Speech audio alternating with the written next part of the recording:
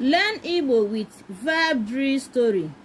Ikpa isi, plaiting of hair in Igbo. Igbo English. Ego na-eke isi ya. Ego na-eke isi ya. It means Ego is plaiting her hair. Another one says Ego kpara isi ya. Ego kpara isi ya. In English, it means Ego plaited her hair. Remember, Ego is a name of a person in Igbo language. A name of a gear in Igbo language. Here you can see that kpara isi is the past tense of dialectical variation of neke isi, because Igbos speaks in different dialects.